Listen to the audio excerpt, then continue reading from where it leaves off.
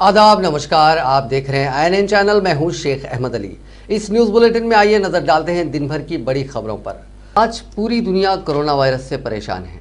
ऐसे में इंतहाई गरीब अफराद अपना और अपने बीवी बच्चों का पेट पालने के लिए किसी के आगे हाथ फैलाने पर मजबूर हैं। लेकिन ज़रा सोचिए, हमारे दरमियान ऐसे भी इज़्ज़तदार लोग मौजूद हैं जिनकी गीरत उन्हें किसी के सामने हाथ फैलाने की इजाज़त नहीं देती। उनकी हालत ऐसी है जैसे अगर वो किसी के सामने हाथ फैलाएं तो इज्जत जाने का खौफ है और खामोश रहें तो जान जाने का खौफ है। कामकाज ठप है, लोगों के कारोबार बंद पड़े हैं। ऐसे हालात में हमें समाज के इस तबके की मुश्किलात को भी समझने की ज़रूरत है। साहिब इस्तात अफराद को चाहिए कि वो ऐसे मजबूर अफराद की हाथ फैलाने से पहले मदद करें। इन हालात में हम पर जो मुनस्सिर हैं और अल्लाह ताला ने हमें तौफीक दी है तो हम उनकी मदद करें। ख़र्च की वापसी के लिए तकाजा ना किया जाए। मकान मालिकीन भी किराएदारों पर रहम करें। अक्सर रमज़ानुल मुबारक में ज़कात निकालने का नज़्म है, लेकिन ज़कात की अदायगी के मामले में जहाँ तक हमारी मालूमात हैं, आफात के मौके पर क़ब्ल वक्त ज़कात अदा की जा सकती है। उलमा का ये कहना है कि ज़कात अक्सर माह रमज़ानुल मुबारक में निकाली जाती है, लेकिन ऐसी आफत के मौके पर क़ब्ल वक्त या एक महीना क़ब्ल ज़कात निकालने में कोई हर्ज नहीं है।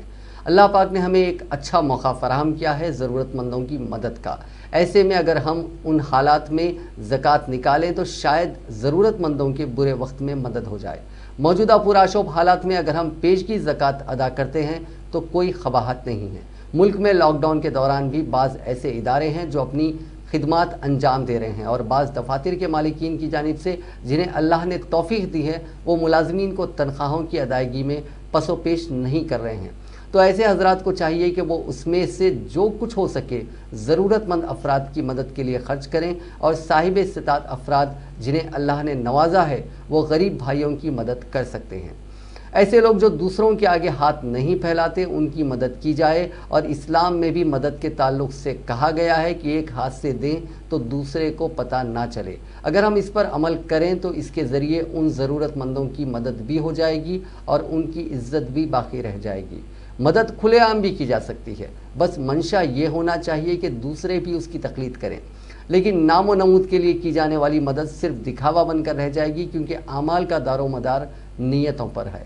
ख़ास तौर पर इन हालात में अपने महल्ले की मसाजिद के इमाम साहिबान और मौज़िन साहिबान का भी ख्याल रखें, क्योंकि अक्सर मसाजिद के अखराजात मुसल्लियान के चंदे के ज़रिए पूरे होते हैं।